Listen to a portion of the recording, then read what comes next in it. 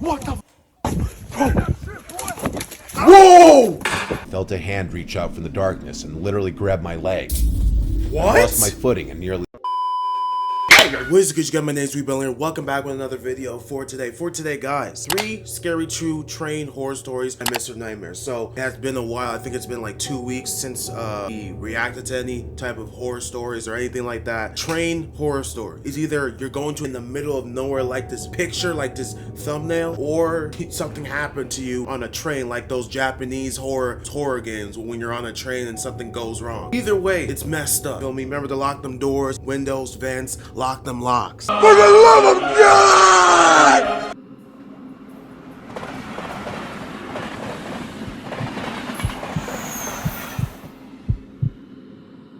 Hopefully I don't dox myself by writing this, but I'm a graffiti artist, or as some might see it, a delinquent. I'm fine with either title. Point is, I like to spray paint, and I'm decent with a can in my hand. The tagging community is atrocious. People aren't friendly, and there's no respect between artists. Why would there be? You just called yourself a delinquent, bro. They're all delinquents. You think they have respect for each other? Heck no. Because of this, I've adopted a much more inconspicuous routine. I like tagging up quieter spots where my art likely won't be seen by other artists or the general public. Old train lines are usually a good bet since the train cars are endless and new trains get decommissioned and left to rot on them all the time. My friend Lucas likes to come with me when I tag up, even though he's not big into the whole thing himself. I welcome the company. Some people don't understand the importance of a good friend, and I think that's sad. Most of my other friends don't seem to respect my time or interests as much as he seems to. Lucas and I found ourselves smoking on some nameless set of old tracks I found earlier that day on Google Maps.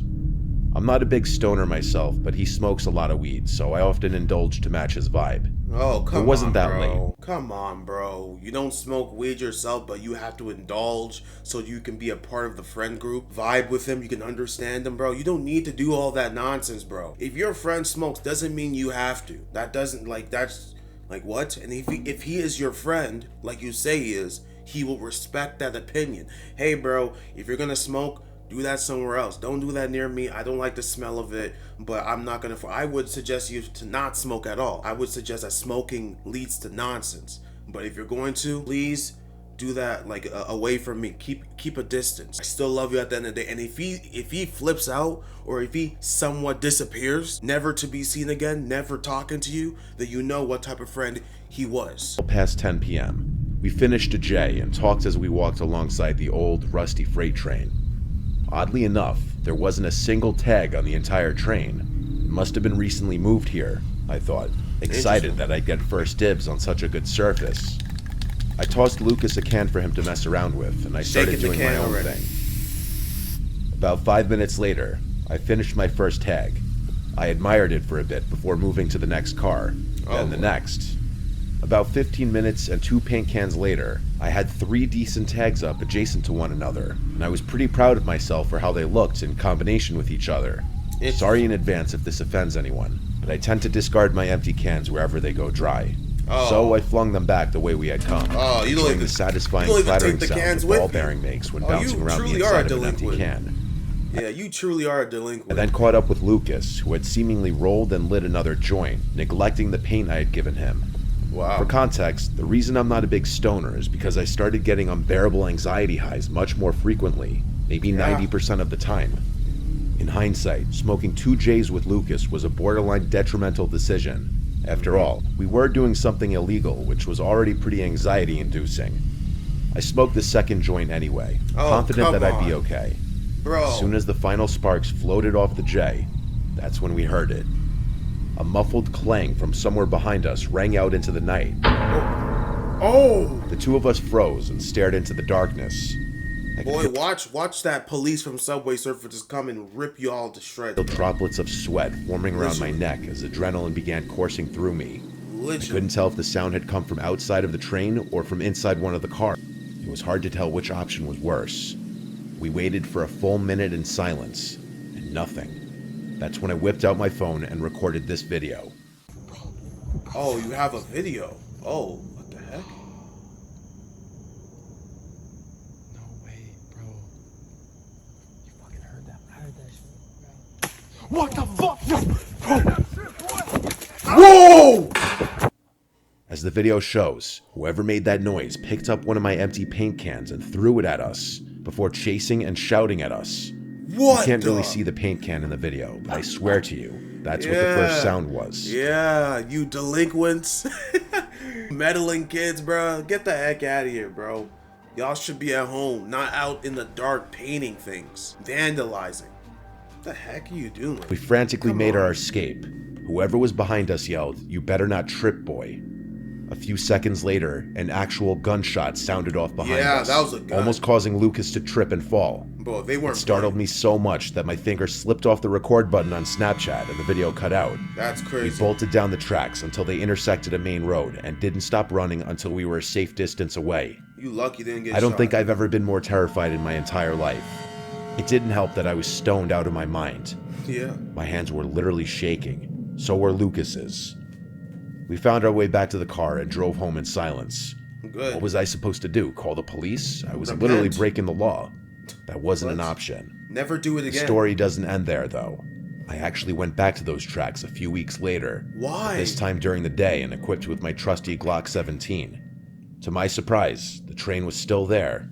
Despite that, there was a pretty glaring difference this time around. In the 3 spots where my tags had previously been were now ugly blotches of red paint. Someone had deliberately covered my work. Wow. Quietly, I kept investigating and eventually came to a train car with its door wide open. I took a look inside, and it was bizarre. The train car was completely empty, except for a chair in the direct center and what looked like ropes and chains scattered about. Whoa! Some of the ropes were wrapped around the legs of the heck chair, no. and others were just lying on the... You would have been the next victim. Oh. Weirdest part was the smell, though. The whole car smelled like bleach.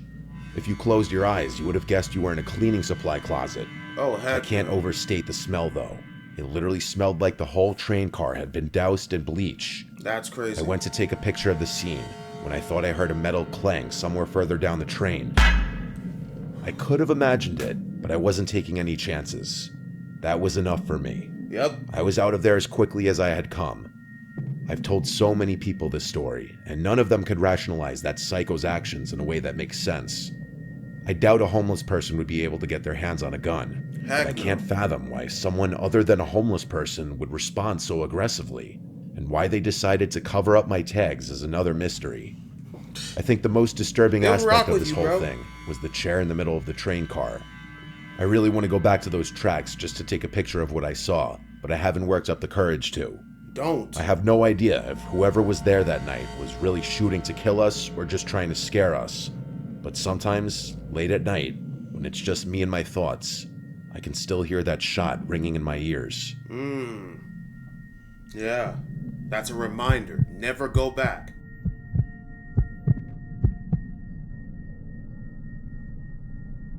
As I'm writing this, it's early July. This story took place at the beginning of summer. I usually try to hang around my college town or travel to Europe in the summer as a way to avoid going home, but that wasn't a possibility this time around. I found myself reluctantly returning home at the beginning of the summer. I just had to make it through 1 week, and then I'd be on a plane to Germany. I didn't really feel like seeing any of my old friends, but I wasn't too keen on staying home either, so I found myself... It's actually kind of funny. I literally watched an Instagram video of like how when summer hits and you're in college, you're done exams, you just don't want to go home. You just don't want to see your parents anymore. You just like, bro, I have to go back home, bro. I'm telling you, man, for all my young ones out there, I promise you, you may be annoyed at your parents now, at your mom or your dad, and when you leave to go to college or university, you might be like, yes, I'm living. And as soon as you come back, you might think, but you will appreciate them once you get older. I promise you. You may not agree with them in everything. You may not even like their character at certain instances. Not perfect, you're not perfect. It is what it is. You have to find a way to live with each other for the time being. Especially in this day and age, people in their 30s still live with their parents, but they pay rent in the home and they have a good job because of the economy and inflation and all this foolishness that's going on. Groceries are up, homes are up, gas is up. It is what it is. it's either this, you pay less money in the home with your parents, or pay more money or split rent with some friends. You know what I'm saying? You can get annoyed with your friends easily. Yeah, I don't know. That's what I just gotta say. Waking up early and spending my entire days hiking, watching movies, or even just driving around aimlessly. It was my last day home. I was getting bored of the stuff I had been doing and wanted to do something a little more exciting. My friends and I used to train hop, one of the many unruly activities that I had since cut out of my life. I decided what the hell and drove to a secluded set of tracks I knew about. Train hopping is still a thing? Freight trains always passed through here, so I knew there would be many options.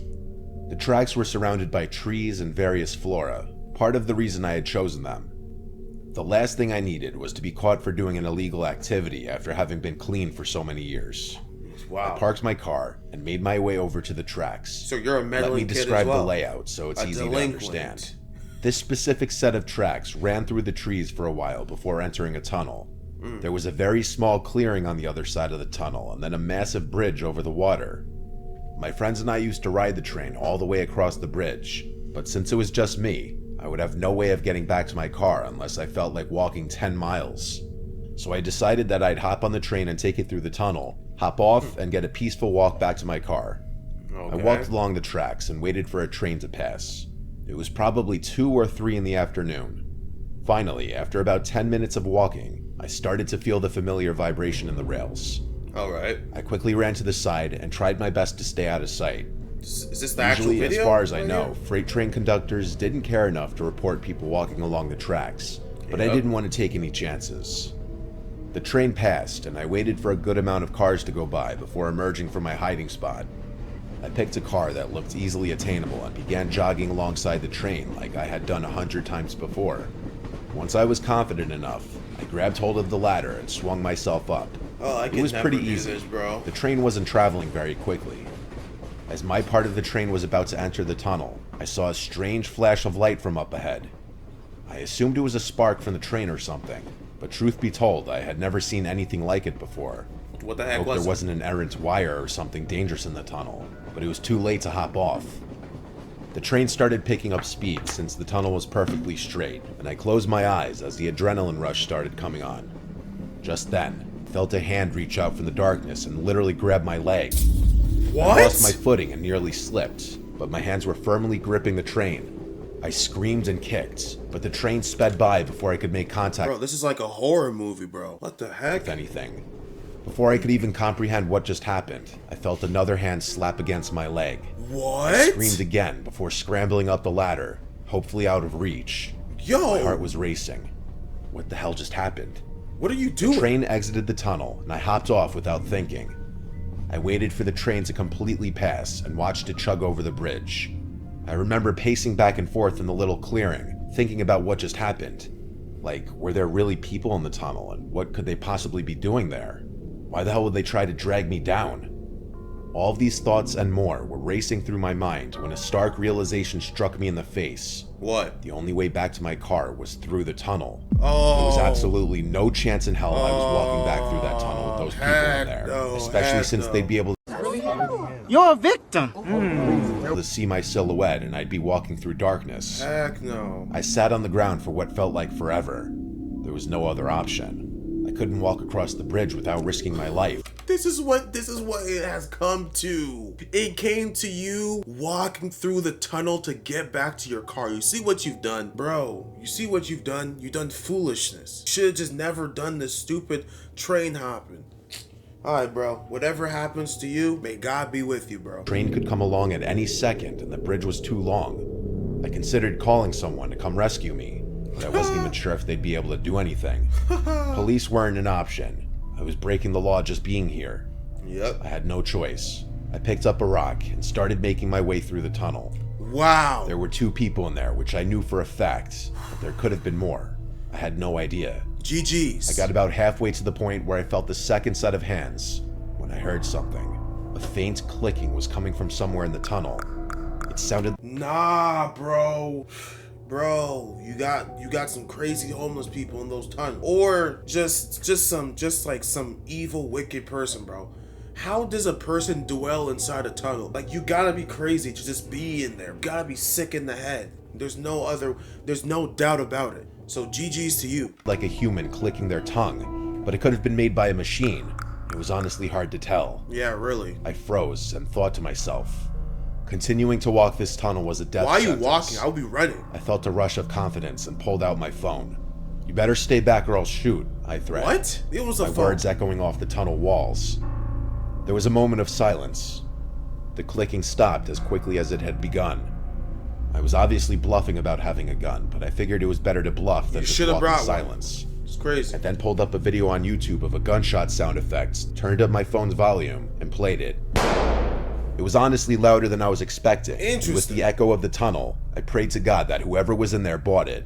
But they're not stupid, bro. Because when you shoot a gun and it's dark, you would see the flash of... Yeah, you should see the flash of the gun.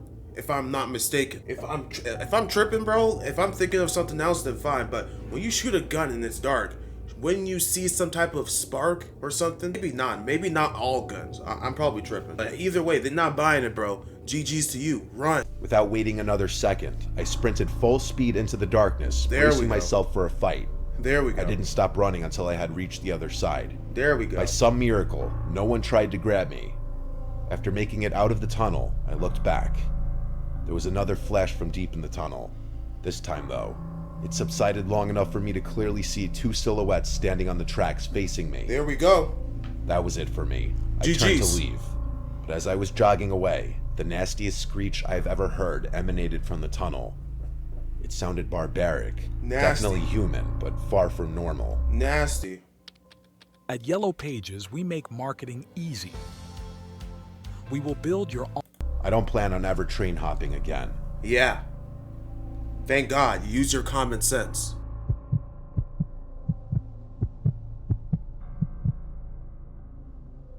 The New York City subway system is a scary place. I've been an MTA worker for 7 years, and nothing really surprises me anymore. When friends and family ask if I have any stories, though, there is one that stands out among the rest. One that I can't explain. This happened to me about 2 years into the job, but I remember it like it was yesterday. Bro, New York subway system, say goodbye, bro. Absolutely trash, bro. Like, thank goodness when I went to if you guys want to see my New York trip, by the way, you can go on Instagram, link in the description down below. Go check out my New York trip. You feel me? I went to New Jersey for a little bit, for 2 days. Went to New York for about 2 days as well. It was great. I never showed any videos of like being on the train, but it was packed and somewhat clean, thank God. You feel me? And it wasn't anything run down, basically, in ours when we were going. But yeah, still, like, it's crazy. Like, it's a joke. The subway station in New York are a joke compared to the one in Toronto. No doubt. I appreciate the subway stations way more now in Toronto than in New York. Way more cleaner, way more organized, everything. It's crazy. And things had become routine. I was stationed in Brooklyn at the time, and I was doing some routine maintenance in High Street Alright. Station. There wasn't a soul on the platform. It was actually kind of eerie. You're used to these subway stations overflowing with people, so seeing Yeah. them empty and almost deserted looking was a strange adjustment to make. Yeah, that's I scary. hadn't seen a person on the platform in hours, and it was dead silent except for the buzz of the lights and the occasional passing train. Out of nowhere, I heard a clang from somewhere down the track. It startled me so badly that I dropped my mop in shock. The sound wasn't something I was used to hearing. The best way I could describe it to you is that sound that a rock would make if it had been dropped on a metal rail. I stopped what I was doing and looked into the tunnel, listening for other noises. Nope. After a while, I concluded that whatever I heard had either been caused by an animal or a falling piece of cement. After all, these stations were pretty old. I went back to work, not thinking too much about the sound. I would leave. About 10 minutes later, the same sound shook me from my concentration, only this time it was probably about twice as loud. This time. Yeah, GG's, bro. That's a person. Common sense should already make you It's a fight or flight. You go through this and you're in Brooklyn working. It's dead silent. And you hear those two sounds and you're not thinking of a fight or flight situation. Boy, I'm flying. I'm not fighting. What the heck? Who knows what they have? I'm flying the heck out of there. I'm gonna finish that job later. I don't need that mop no more. Throwing it away. I'm going the other direction. Break time. Break came early for me. Lock all doors, have my break. Like, what the heck? I'm not doing that. I actually became a little concerned. Dare I say scared. A little? Was it really possible that 2 chunks of the ceiling had fallen in the span of 10 minutes? I put down my supplies and walked over to the tunnel entrance, trying to be quiet. I peered into the darkness and couldn't really see anything. I debated whether or not it was a good idea to call out into the tunnel, and ultimately decided against it. I still figured it was nothing, but after the initial fear had worn off, I was more confused than anything. I kept trying to think of things that could make it sound like that, not once, but twice. It was especially bizarre since the second sound was louder. I tried to keep my mind off the sounds and went back to work, finding a good rhythm again. I was almost done with my work on this platform and was pleased that I'd get to leave this weird station soon. As I was wrapping things up, I heard something that gave me the chills. What? A child's voice called out for help from inside the tunnel, and he sounded like he was in distress. Run! That's not a child, bro. That's not a child. What are you doing? You my better way not over fall to the for edge it. of the platform. You better not fall I for it. hesitated for a few seconds before deciding that a child in anguish wasn't something my moral conscience would allow me to ignore.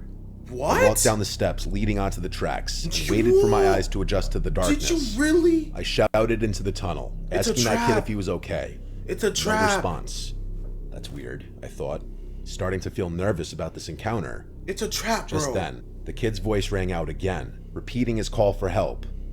I yelled back, asking him if he could hear me. Boy, it's a speaker. It's a speaker. It's not real. Got him. He responded yes, and I asked What? where specifically he Wait, was. what? There was a brief moment of silence before he just said, "In front of you. Just keep walking." Nah. I really didn't want to, but couldn't just leave some helpless kid all alone on... Nah, you crazy, bro. You really fell for this? In front of you, keep walking. No kid says that. No kid says that. Only someone that doesn't even know their surroundings can do something like that. Doesn't know the situation. Oh, man, you're crazy, bro. No kid says, in front of you, keep walking. No one does that, bro. We say, help, help, help me. And they start yelling and crying. Come on, bro. You know exactly what's going on. those tracks. It was dangerous. I began walking forward when something dawned on me.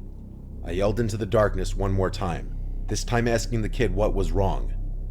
An uncomfortable pause again before the kid responded, "Just keep walking." I didn't like that. Nope. This whole thing was off. Run. My eyes finally adjusted to the darkness, and I was able to slightly make out what was in front of me. There actually was what looked like the shadow of a kid just up the tracks, but there was something else that almost made me scream in fear. Another shadow, this one much taller, obviously an adult. My blood ran cold, and I stopped in place. Run. This wasn't happening to me. As slowly as I could, I turned around and made my way back to the platform. Luckily, I wasn't chased on the way back. The kid shouted, "Wait, where are you going?" once I reached the platform, but I wasn't sticking around another second. That's crazy. I made my way up the stairs and called the police. They used the kid as bait? Oh man, that is As evil. soon as I got cell service, I told them everything, and police were swarming the platform in a matter of minutes. I waited to see what they turned up. After about 20 minutes of searching, they did find something chilling. There was a single kid's shoe just lying in the tunnel, which the police hypothesized could have signified a struggle. After hours more of searching and scouring every available database for missing children, we were told we'd receive a call if anything ever came up. Police! Police! Help! Police! Help! Police! Help! Help! Police! Help! That's crazy. It was concluded that whoever had been down there, though, had hidden somewhere in the tunnels. I have no idea what to think of this experience. This is the best theory I can come up with. Some psycho kidnapped a child and forced him to yell for help in an attempt to lure some unsuspecting Good Samaritan into a trap. Or hell, maybe it's their own kid who they're raising to also be a psycho. I can't think of any other reasonable explanation besides this one, but if I'm right, I can only imagine what that kid must be going through. That's crazy. That is sad. That's sad if that's true, bro. If that is true, that's very sad. You're just allowing a kid to, you're using a kid as bait. That's crazy, man. I pray for that kid, man. I don't know where you are, but I'm praying for that kid, bro, man. That's crazy. That's sad. Yeah, but this is why, you need to just be aware of all your surroundings, bro. Don't go inside a tunnel when you hear a kid yelling. I'm calling the police instantly. Be like, I heard something in that, bro. Like, I hear it clear as day. Investigate. And it's their job to go through and see what the heck is going on. It's not your job. It's theirs. You call, they investigate. It's not the other way around. Feel me? Catch you guys later. Take care. Stay safe out there. God bless you guys. Take care. Peace. You win. Perfect.